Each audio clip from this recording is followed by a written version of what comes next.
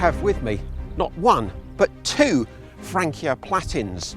Now, they are virtually identical, 8.04 metres long. In fact, it drives really well with the new 2-litre engine. How about that for access to your garage? Rather nice slide-out storage unit as well. Underfloor heating in the lounge area as well. The doors are glass, not plastic. Another thing that you get as standard on these special edition Frankias, you can now use mains appliances without being hooked up to the mains. Hello, I'm Peter Vaughan, and today I'm at Horton Waters, a nice little farm campsite not far from Newark. And I have with me not one, but two Frankia Platins. They're top-of-the-range motorhome, supplied by SMC Motorhomes just down the road, again in Newark. Now, they are virtually identical. They're both Platins, they're both the same 7,900 GD layout, and they're both priced at £194,760. Some of you will now be tapping away frantically, that's far too much money, I could buy a house for that. But these are top-of-the-range, top-spec motorhomes, and when you think that the new Range Rover starts at about 100 grand, well, I wouldn't fancy sleeping in a Range Rover. I wouldn't recommend showering in one or going to the loo in one, and, well, these just seem to offer a lot more. If you've got that sort of money, these are very, very, very upmarket motorhomes. But why have I got two? Well, on my right is the Final 6. On my left is the Edition One. Now, the Final 6 was launched at last September's Caravan Salon in Dusseldorf.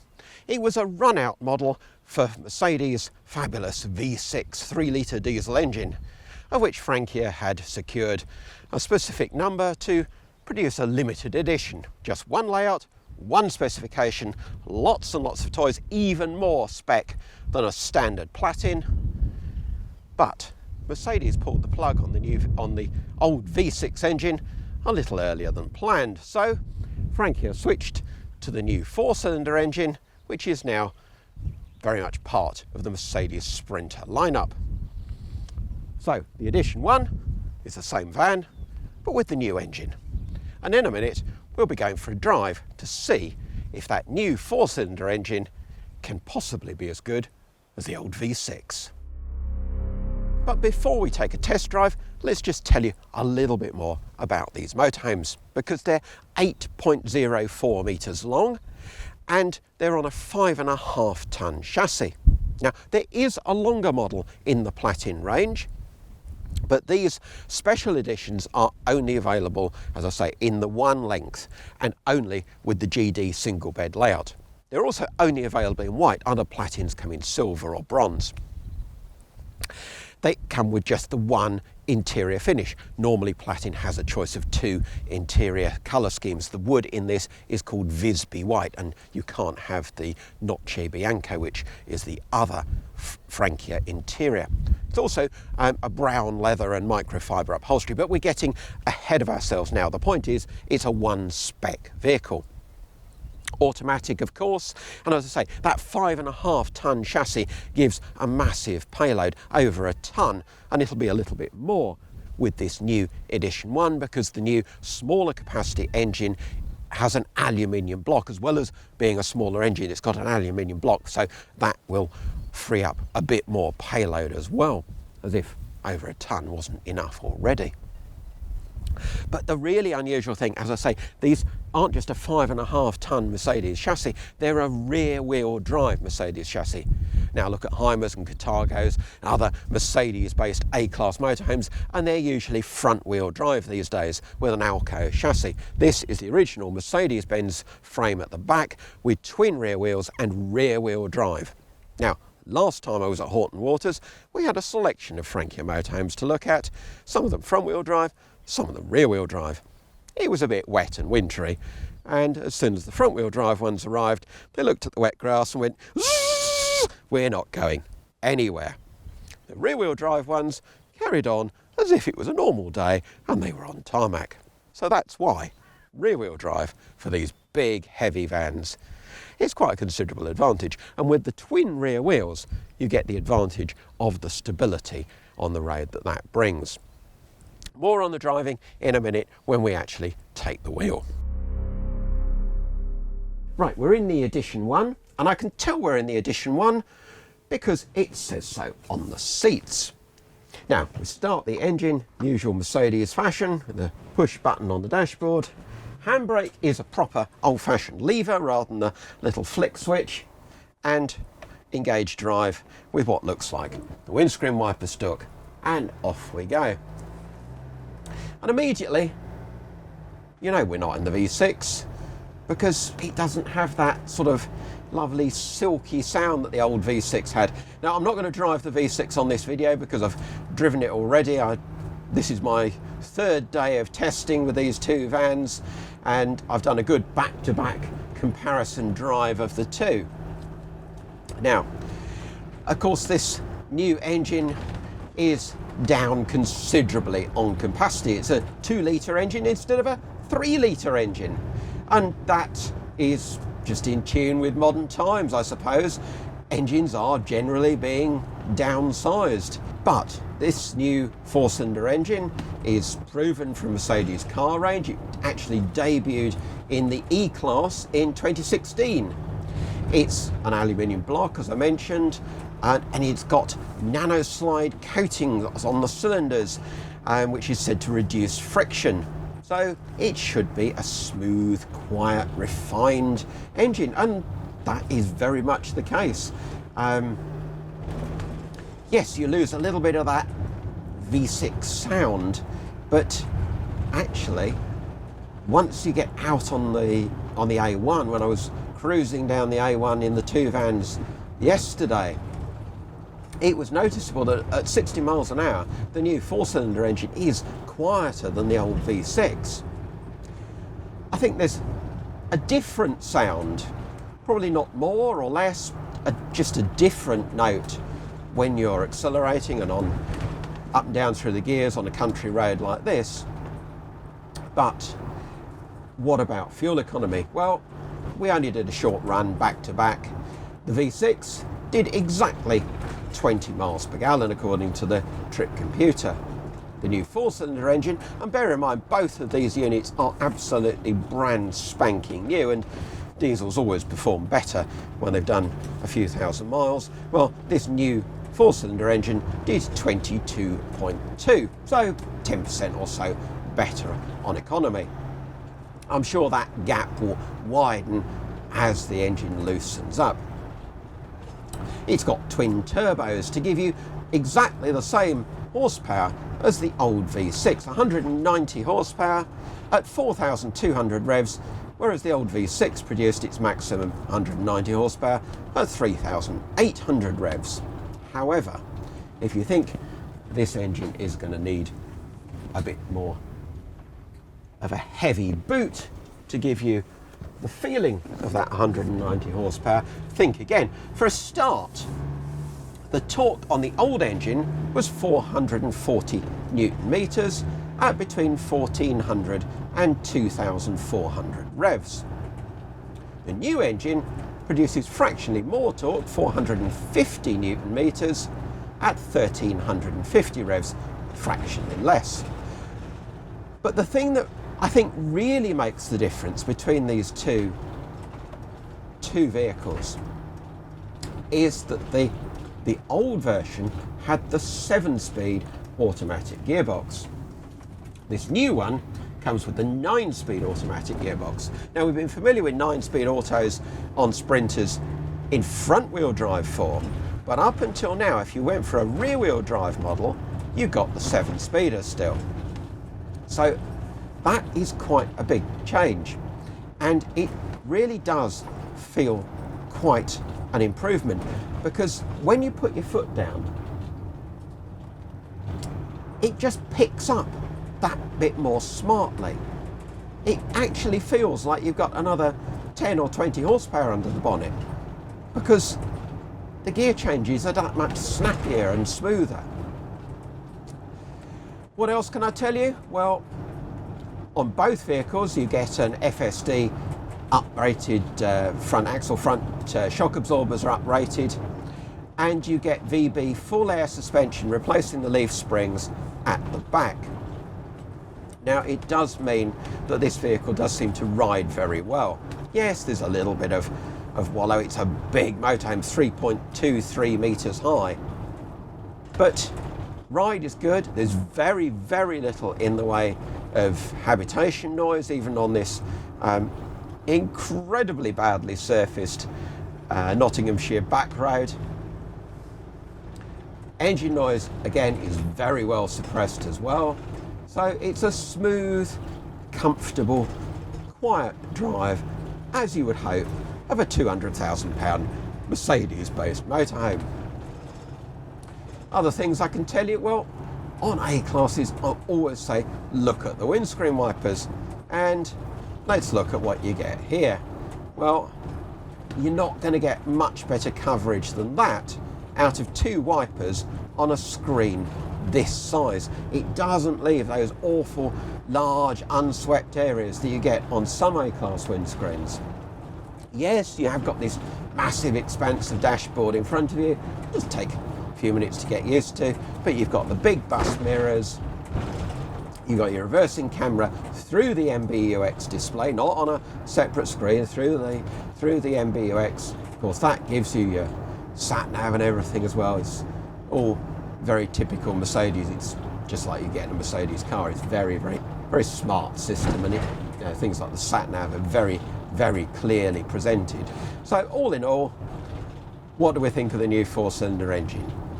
Does it live up to the old V6? Well, yes.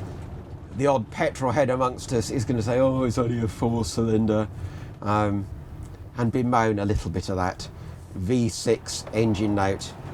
But actually, really can't fault this new power unit. It drives very, very well, and I don't think anybody is going to bemoan the change.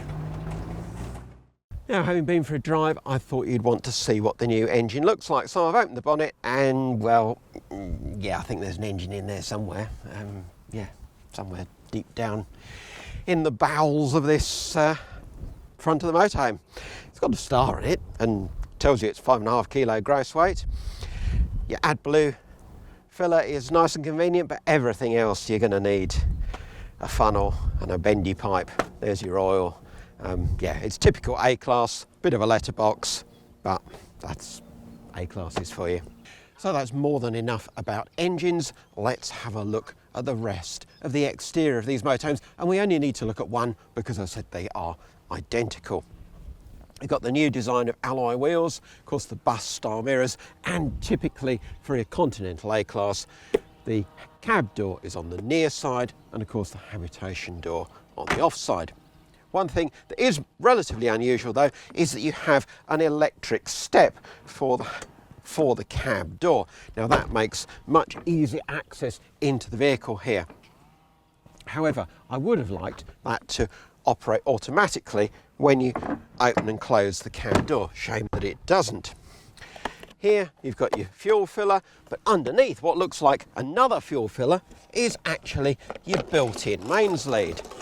How about that? You don't have to fumble around in the garage because there it is, all built in. Then moving back, you've got this large hatch here, bit of under-seat storage space there, your Audi heating, and then again more built-in stuff that you just don't get even on other upmarket motorhomes. You've got your freshwater hose, just pull that out and attach it to the tap, and your wastewater drain here. Again, built-in nice long hose, and it drops through a hole in the floor and just feed it through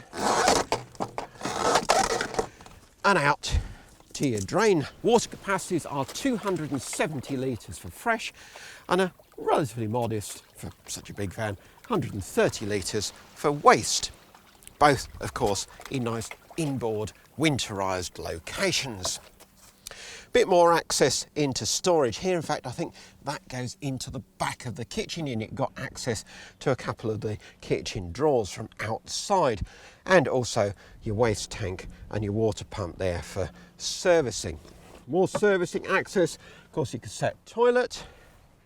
And then back here, this looks like the sort of control centre for, I don't know, the space shuttle or something, because this van comes, like all Platins, with a lot of electrical kit as standard. This is a van designed for use off-grid, away from campsites, places like this where, okay, there are mains hookups here, but not much else. But here, with this van, you don't even need mains hookup, because you've got two 120 amp hour lithium batteries, a 1700 watt inverter, four 110 watt solar panels on the roof, and it's all controlled in this mind-boggling electrical compartment here. Everything in one place, your fuses, your RCDs and so on as well, and a little trapdoor in the floor which gives you servicing access to your fresh water. Round at the back, there's more Frankia specialness. How about that for access to your garage? And it's a really big space too. 1.24 metres headroom. You've got this wonderfully practical, hard, heavy-duty flooring. You've got a little strip light in the corner along with a 12 volt and a 230 volt socket. And of course, you've still got a loading door over on the offside. But with that big hatch, which is almost uniquely a Frankia thing, you really have got better access to all your gear that you're storing in here. So, yet another Frankia detail. The standard payload on a Platin Final 6 is 1,045 kilos. Now, I reckon that with the weight saving of the new engine, which I've seen quoted as 38 kilos, the new Edition One should have even more than that. But anyway, over a ton of payload.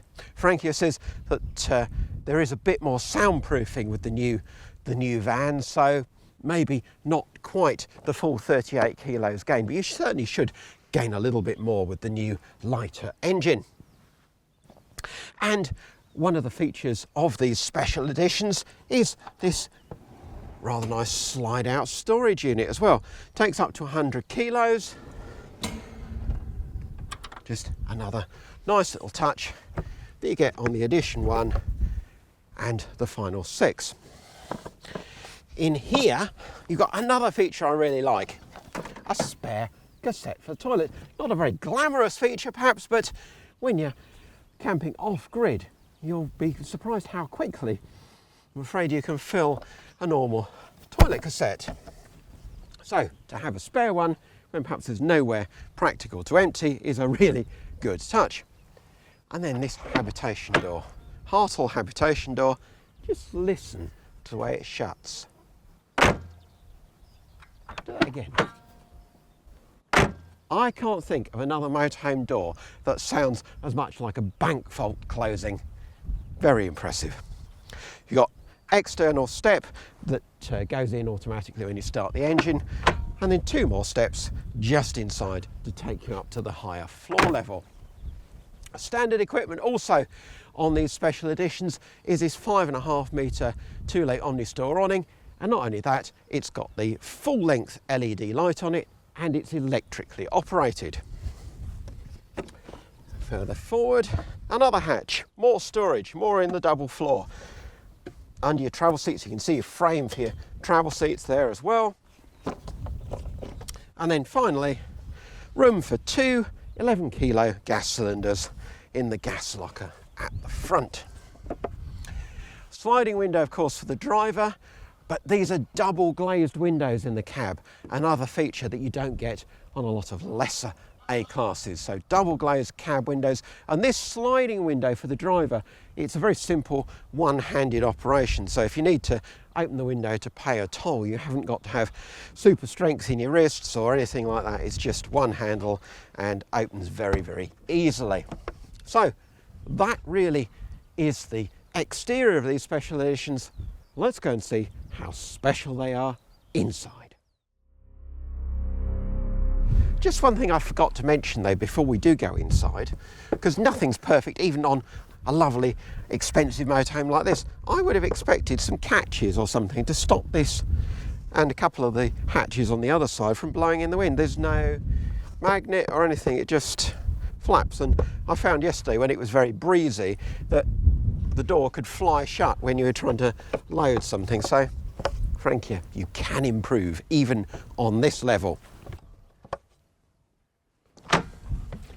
Come into the vehicle, and before you're even completely in, there is a trapdoor in the floor just forward of the internal steps. Lift that and you've got perfect area to keep your shoes. Remember how that door shuts, I love that. Then hidden behind a cupboard door, you've got your controls for the satellite dish. Yeah, that's another standard feature. Press and it should whir away and go up. And then you've got your control panel that gives all the usual light switches, water pump, battery condition, water levels, all that sort of thing. You've got your controls for your up and down for the cab bed and for the windscreen blind.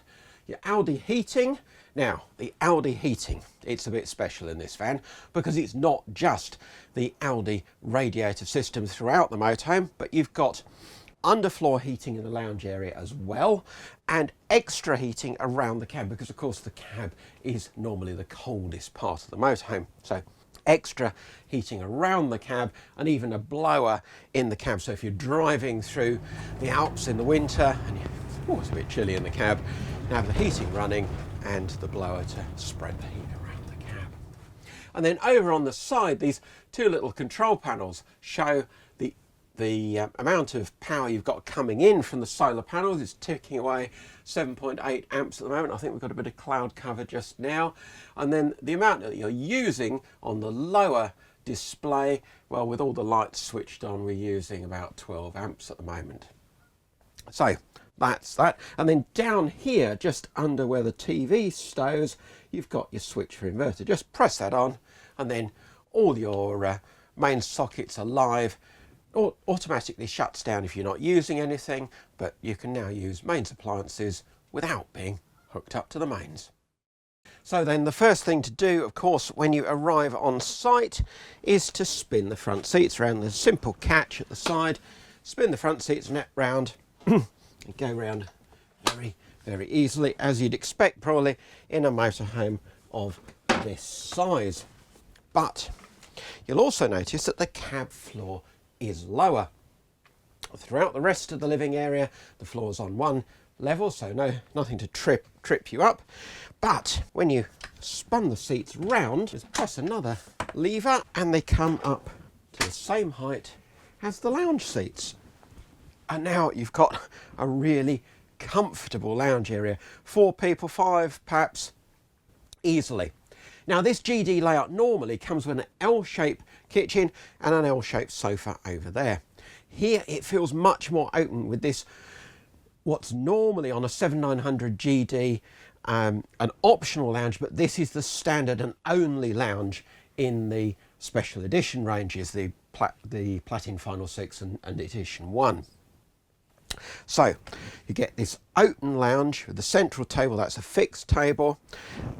Nice and comfortable, just the one fabric, this real leather and microfiber, like a sort of suede type or Alcantara type material in the middle. All looks very smart, as long as you like brown, of course. And these seats, these Isri seats, are superb. Not just for driving, but they're very, very comfortable when you're just relaxing on site too.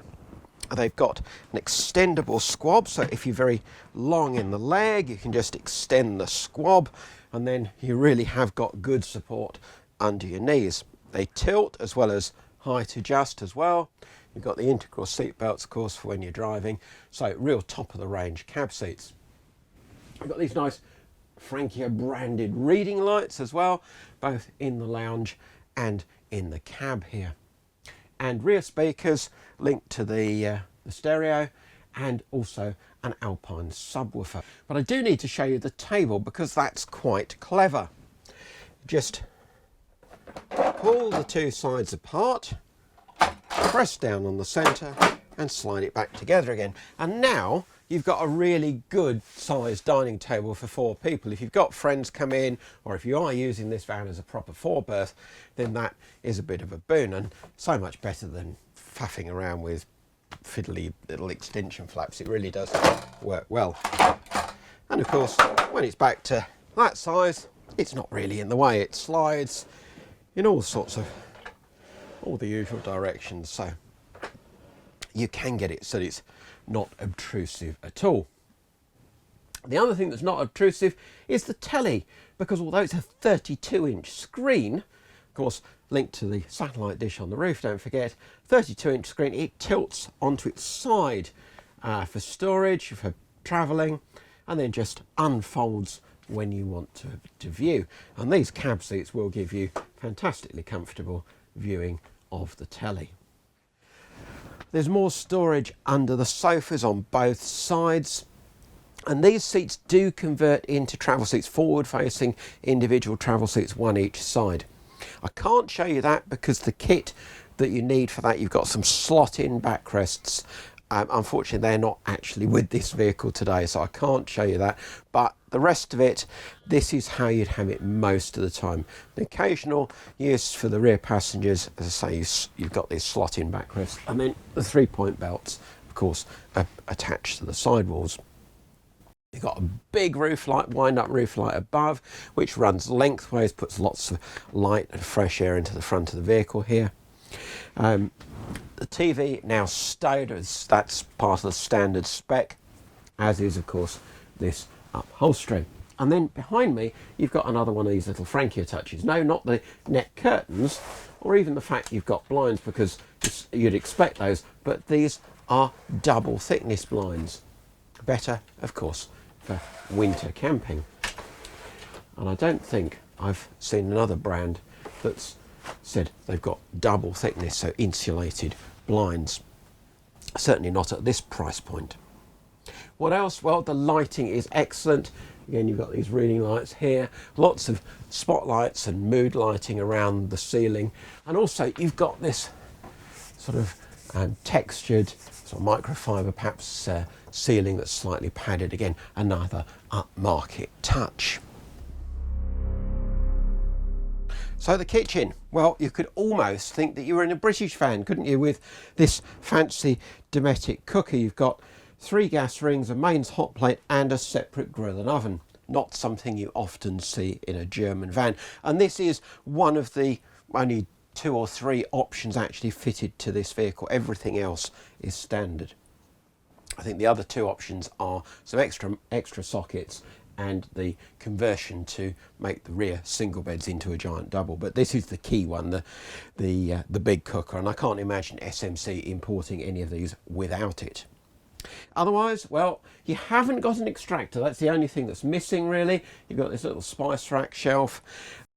The sink, the lid is split into 2 sections, so you can lift out the front section and still have a useful worktop at the back, which I've used for my coffee machine. Don't get a coffee machine in this van, unlike some German vans that have swanky slide down coffee machine holders. No, none of that here. No Nespresso cap slider things on the wall. All just practical, sensible stuff. No gimmicks.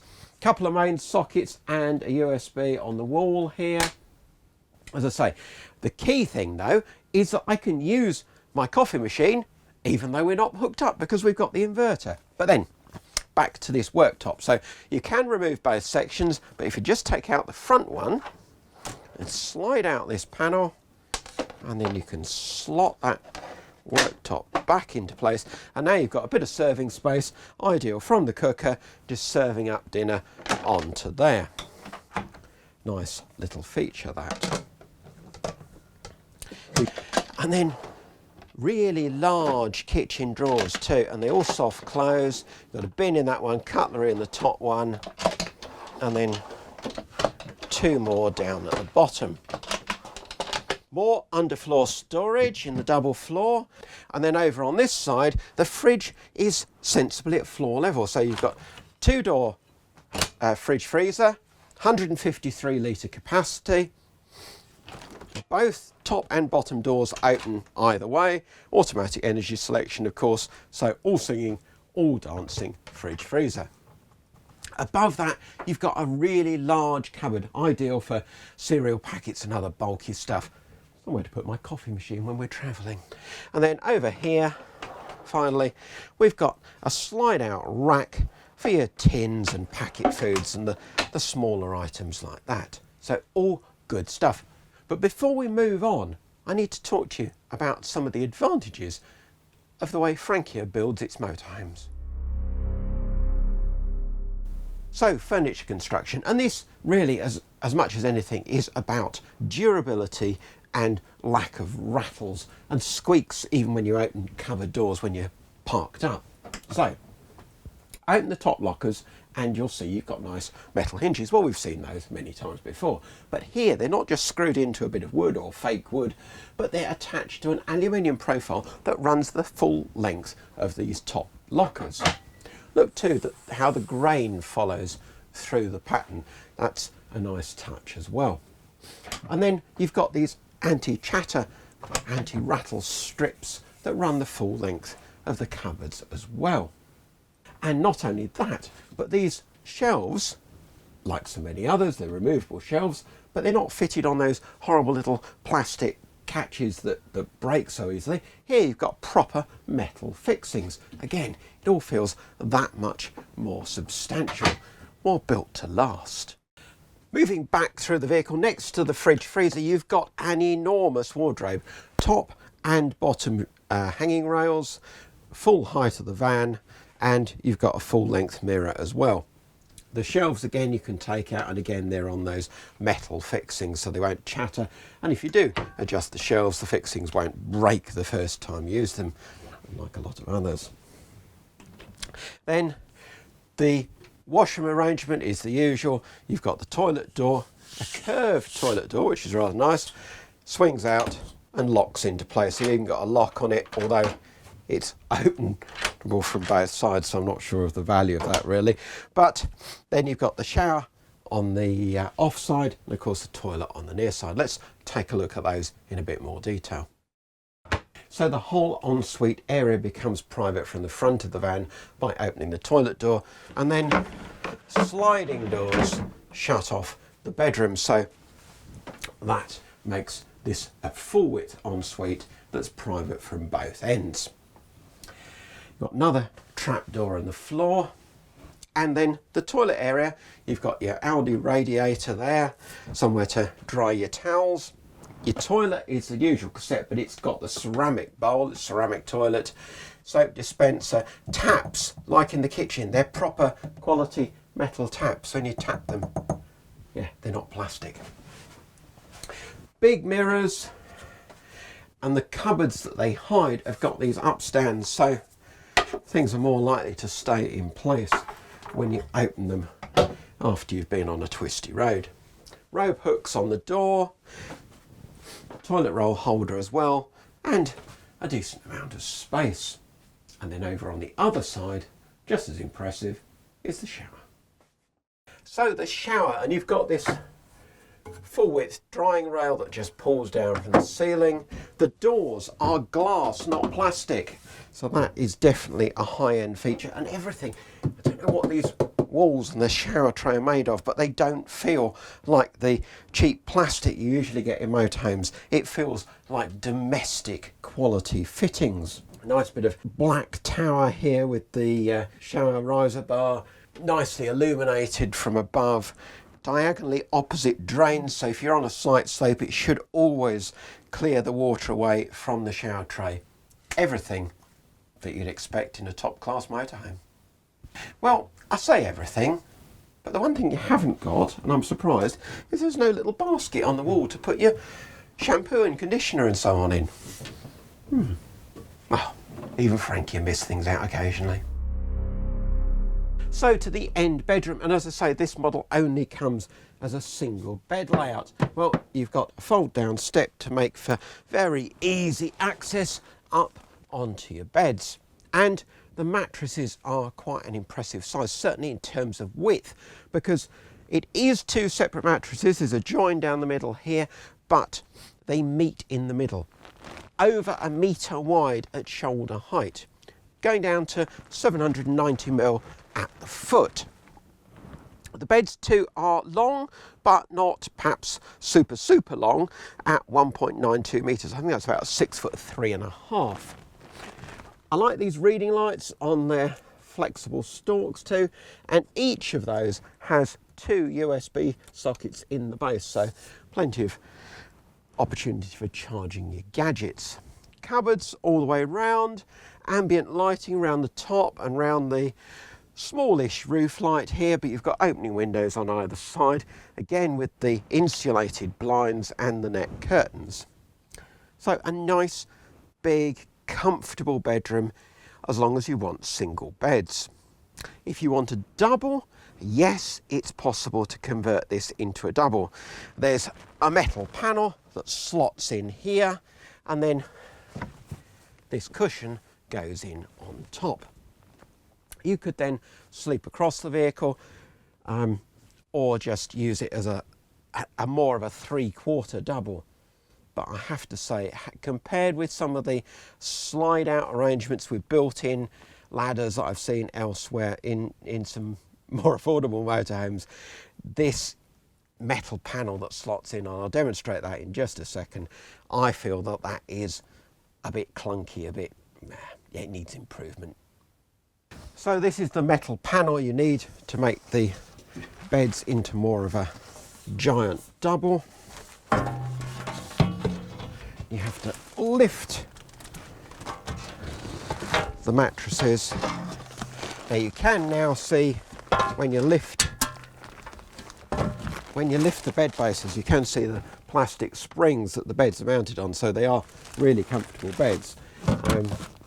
So you just slide that panel in there, as I say, just a metal panel, and then on top of that you've got this cushion that slots in, so it's not quite full length, and then of course you need a ladder to get in, so you just slot the ladder in place. As usual with these single bed come double bed layouts, it's not nearly as good as a double, and yeah, I think if you want a double bed, buy a van with an island bed. And the final thing you should note in the bedroom is that under each of the single beds you have these slide out wardrobes. Now they're only sort of shirt or trouser length, but they are a good size, a really good size. So with the huge wardrobe you've got further back, I mean, I don't know how many dinner parties and fancy restaurants you're going to go to while you're away in your motorhome, but you can certainly have enough designer gear for every function you're going to attend. Now, so far I haven't shown you the windscreen blind, but you can actually lower this part way while you're driving, and apparently when the ignition's on, it will only let you go down so far so that you don't suddenly find you're driving along blind. Quite sensible, that, I think. It does go down with the sort of speed of a snail towing a caravan, but it gets there eventually. And if you want, you can then lower the top so that in the morning when you're awake, but you don't want everybody else to see you wandering around the van in your pyjamas, you can just let a little bit of light in from the top. You can't see into that other Frankia over there now, because they're not very nice people in that one. Of course, then you've got your drop-down bed above. Now, let's show you that. Now, before you can lower the cab bed, you have to put the front seats back to facing forward. Seats as low as they'll go, back as far as they'll go, and flat as they'll go. And then it's simply a matter of a switch up here again by the controls, and down she comes.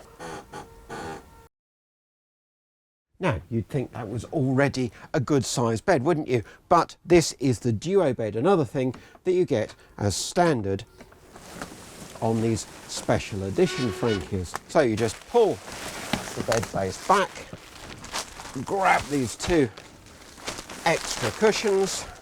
You have got straps that attach to these at the side, so that fully supports the end of the bed, and then you can just hop up via the settees. And what a massive bed, 2.02 metres long, that's 6'7.5" by 1.92 metres wide, as wide as the rear single beds are long. So 6'3.5" wide, 6'7.5" long, or in metric 2.02 by 1.92. An absolutely massive bed. You've got a roof light above, you've got reading lights on either side, you've got this nice big shelf up here for all your nighttime stuff, your specs when you take those off, your reading, bedtime reading, your phone and so on, and you've got a USB up here as well. So everything you could possibly want. An absolutely vast bed. In fact, I'm not sure I wouldn't rather sleep here. Certainly this is a better double than the double at the back, but yeah, what a massive bed. There's so much spec in this motorhome that I'm sure I will have forgotten to tell you about something. I know that I haven't mentioned the LED headlights, the fact that the lighting inside is dimmable. This is a motorhome that has it all. Yes, at in round figures, 195 grand, it does seem like a lot of money, but some of its rivals might appear cheaper, but then you'll be adding 50 or 60,000 pounds worth of options, and they'll soon be up into the 200 grand figures. Also, if you want rear wheel drive, your primary options are going to be Iveco based rather than Mercedes, because most Merc motorhomes these days are front wheel drive. Now, with the twin rear wheels, I really like the fact that, well, you're much less likely to get stuck on a wet campsite. And also, I quite like the size of this van. Yes, it's big at just over 8 metres, but it's not as unwieldy as some of the tag axle vans at 9 metres or thereabouts. Turning circle seems that bit better, well, quite a bit better, and it just doesn't feel quite so massive to manoeuvre. In fact, it drives really well with the new 2-litre engine, which in fact is in that one, but hey ho, they're identical otherwise. So, final thoughts on this Platin Edition One. Well, you get everything as standard pretty much. The roof air conditioning, inverter, the 2 lithium batteries, the 4 solar panels, the TV, the satellite dish. It's all in the spec. Even this real leather or part real leather upholstery. And all the Merc bits too, the MBUX display, the reversing camera built into that. It's a lot of van. Okay, it's a lot of money, but it's a lot of van too. And it's that spec, and in particular the independence that it gives you, the ability to use the vehicle off-grid with the big water tank, the spare cassette toilet, the inverter again. It just means that you're much more independent in this vehicle, and that really, at the end of the day, is what sells it to me. I hope you've enjoyed our latest motorhome review of what will almost certainly be the most expensive motorhome we'll test this year. Is it the best? Well, let us know what you think in the comments below. And don't forget to like and subscribe to our channel. If you want to know more about motorhomes, read MMM every month and visit our website, outandaboutlive.co.uk. Thanks for watching.